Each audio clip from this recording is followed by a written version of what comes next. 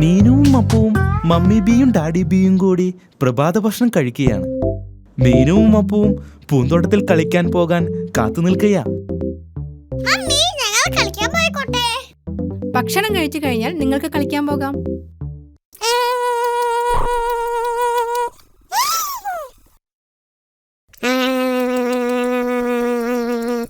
അപ്പു ഇത്ര വേഗത്തിൽ juice കുടിക്കല്ലേ? Appu juice വേഗത്തിൽ കുടിച്ചതുകൊണ്ട് അപ്പുവിന് ഹിക്കപ്സ് ഉണ്ടായി.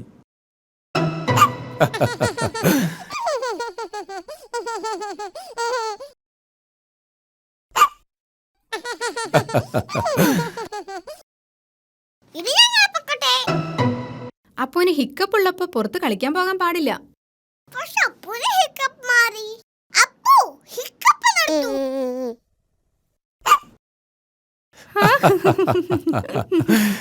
ശരി, നിങ്ങൾ കളിക്കാൻ പൊക്കോളൂ. പക്ഷെ അപ്പുവിനെ നോക്കിക്കൊള്ളാം കേട്ടോ. മീനുവിനും അപ്പുവിനും പൂന്തോട്ടത്തിൽ കളിക്കാൻ വളരെ ഇഷ്ടമാണ്.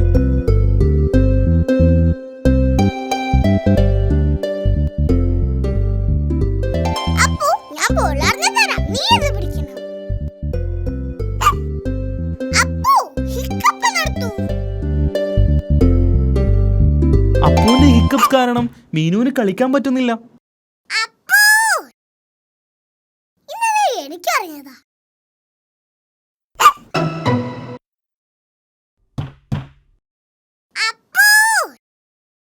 എനിക്കറിയാം നിന്റെ ഹിക്കപ്പ് എങ്ങനെ മാറ്റണമെന്ന്.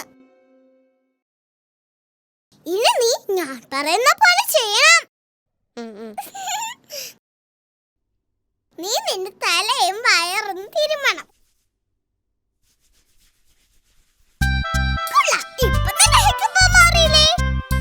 ഹിക്കപ്പ് മാറ്റാനുള്ള മീനുവിന്റെ മാർഗം ഫലിച്ചില്ല. അപ്പോ നീ ഞാൻ പറഞ്ഞത് ശരിക്കും ചെയ്തില്ല.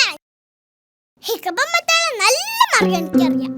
ആദ്യം മുകളിലേക്കും താഴേക്കും 3 പ്രാവശ്യം ഒറ്റ കാലിൽ ചാടണം. ഇനി നിന്റെ കൈകൾ മുകളിലേക്കും താഴേക്കും വീശണം. എന്നിട്ട് തലയും കുലുക്കണം. അങ്ങനെ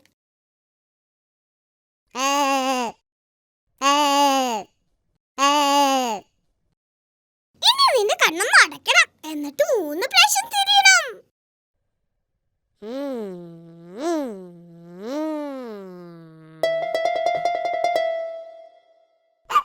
അപ്പുവിന്റെ ഹിക്കപ്പ് മാറ്റാനുള്ള മീനുവിന്റെ പുതിയ മാർഗവും ഫലിച്ചില്ല. എനിക്കറിയാം ഹിക്കപ്പ് മാറ്റാൻ. അപ്പുവിന് ഇപ്പോഴും ഹിക്കപ്സ് ഉണ്ട്. എനിക്കറിയാം ഹിക്കപ്പ് മാറ്റാൻ. അപ്പു നിന്നെ പേടിപ്പിക്കാൻ പോവാണ്. ഇനി ഓർക്കുക, ഇതൊരു കളി മാത്രമാണ്.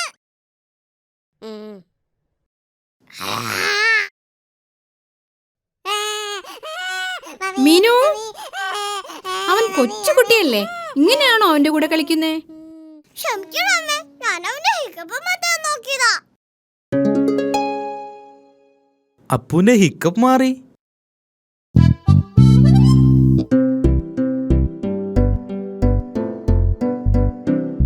അപ്പു വേഗത്തിൽ ജ്യൂസ് കുടിച്ചാൽ വീണ്ടും ഹിക്കപ്പ് ഉണ്ടാകും. ഞാൻ അപ്പുവിന്റെ പോലെ ചെറിയ കുട്ടിയല്ലേ, എനിക്ക് എത്ര വേഗം വേണമെങ്കിലും കുടിക്കാം.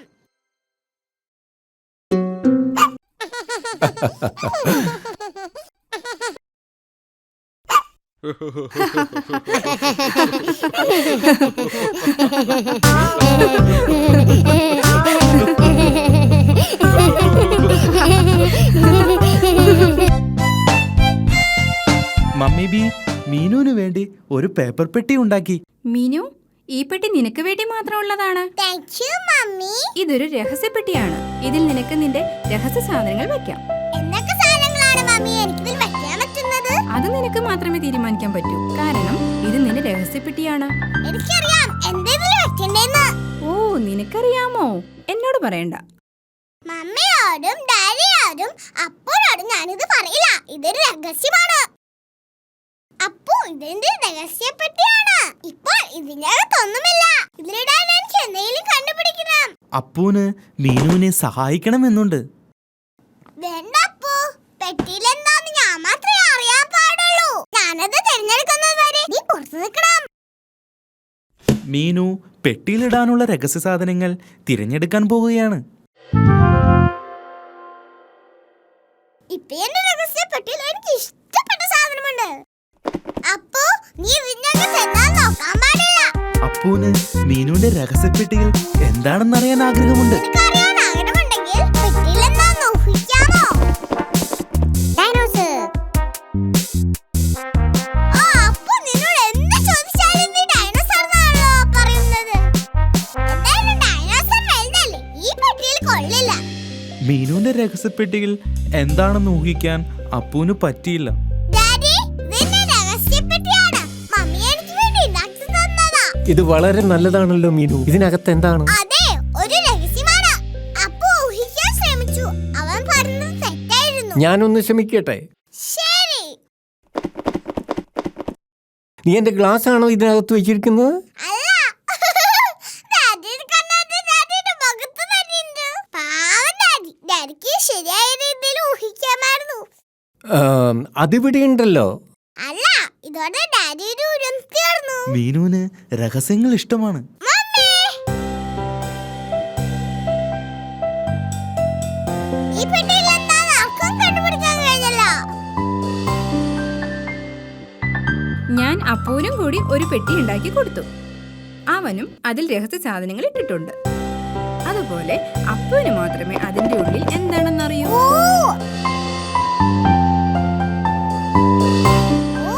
അപ്പുവിന്റെ കയ്യിൽ എന്താണ്? മീനുവിന് അപ്പൂന്റെ പെട്ടിയിൽ എന്താണെന്നറിയാൻ ആഗ്രഹമുണ്ട്. വളരെ ബുദ്ധിമുട്ടാണ്, എനിക്ക് ഊഹിക്കാൻ പറ്റിയില്ല. അവൾ ചെയ്യുന്നത് പോലെ രഹസ്യം വേറെ ആരും ചെയ്യുന്നത് അവൾക്ക് ഇഷ്ടമല്ല. ചിലപ്പോ നിന്റെ പെട്ടിയിലുള്ള ഒരു സാധനം അപ്പൂന് കാണിച്ചാൽ അവനും അവന്റെ പെട്ടിയിലുള്ള ഒരു സാധനം കാണിക്കും. ശരി, പക്ഷെ രണ്ടുപേരും ഒരേ സമയം കാണിക്കണം. അതൊരു നല്ല ഐഡിയയാണ്.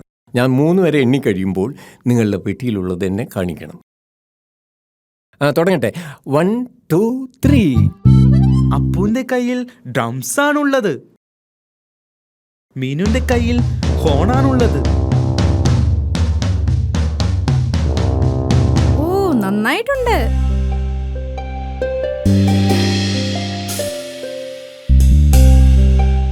അപ്പൂന്റെ കയ്യിൽ ചോക്ലേറ്റ് ഉണ്ട്. പക്ഷേ മീനുവിന്റെ പെട്ടിയിൽ ഒന്നുമില്ല. അപ്പുവും മീനുവും മമ്മിയും ഡാഡിയും ചോക്ലേറ്റ് എടുത്തു. എൻ്റെ കയ്യിൽ ഒരു സീക്രട്ട് ബോക്സ് ഉണ്ട്.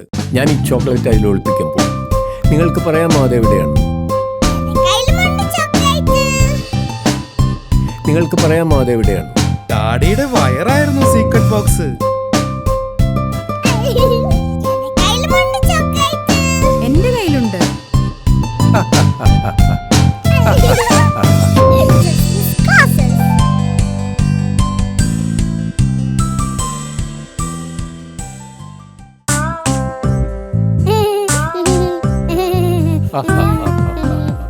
ഡാഡി ബി ഗ്ലാസ് വെച്ചിട്ടുണ്ട്. ഗ്ലാസ് വെച്ചാലേ ഡാഡി ബിക്ക് ശരിക്കും കാണാൻ പറ്റൂ. ഡാഡി ബി ഗ്ലാസ് വെക്കുമ്പോൾ എല്ലാം നന്നായി കാണാം.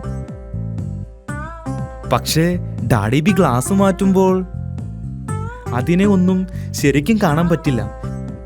എല്ലാം ഇച്ചിരി പതുക്കെ വ്യക്തമല്ലാതെയാണ് കാണുന്നത്. അതുകൊണ്ട് തന്നെ ഡാഡി ബിക്ക് തന്റെ ഗ്ലാസ് എവിടെയെന്ന് അറിയേണ്ടത് വളരെ പ്രധാനപ്പെട്ടതാണ്.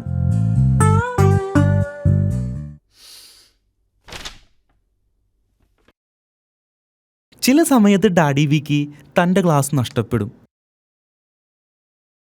മീനു, അപ്പു, നിങ്ങൾ ഡാഡി ബീന്റെ ഗ്ലാസ് കണ്ടിരുന്നോ? ഡാഡിക്ക് അത് കണ്ടെത്താനായില്ല. ഇല്ല മമ്മി. ഡാഡി ബിയുടെ ഗ്ലാസ് എവിടെയെന്ന് മീനുവിനും അപ്പൂനും അറിയില്ല. ഡാഡി ബീന്റെ ഗ്ലാസ് ഇല്ലാതെ ഒന്നും കാണാൻ പറ്റില്ല. ഗ്ലാസ് എവിടെ വെച്ചതെന്ന് ഓർക്കുന്നുണ്ടോ? ഗ്ലാസ് ഇല്ലാതെ ഡാഡി ബിക്ക് ന്യൂസ് പേപ്പർ വായിക്കാൻ പറ്റില്ല. ഇത് വളരെ കഷ്ടമാണല്ലോ. എനിക്കൊന്നും കാണാൻ പറ്റുന്നില്ല. ഡാഡി ബീന്റെ ഗ്ലാസ് ഇല്ലാതെ ഒന്നും കാണാൻ പറ്റില്ല. ഗ്ലാസ് വെക്കാത്തപ്പോൾ ഞാനത് പോക്കറ്റിലാണ് ഇടാറുള്ളത്. പക്ഷെ അത് അവിടെയും ഇല്ല. ഡാഡി, ഞങ്ങൾ സഹായിക്കട്ടെ കണ്ണട കണ്ടുപിടിക്കാൻ. ഡാഡി ബി, ഗ്ലാസ് എവിടെ വെച്ചതെന്ന് ഓർക്കുന്നുണ്ടോ? ഞാൻ മൂഡ് ഓഫ് അല്ല കേട്ടോ. മീനും അപ്പവും ഡാഡിയുടെ ഗ്ലാസ് നോക്കുകയാണ്. മീനു ന്യൂസ് പേപ്പറിന്റെ അടിയിൽ നോക്കി. പക്ഷേ ഡാഡി ബിയുടെ ഗ്ലാസ് അവിടെയില്ല.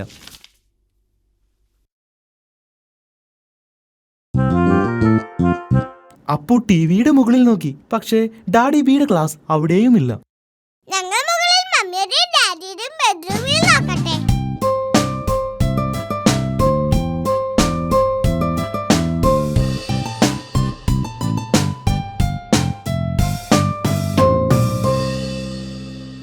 അപ്പു ശ്രദ്ധിക്കുക, ഒന്നും പൊട്ടിക്കരുത്.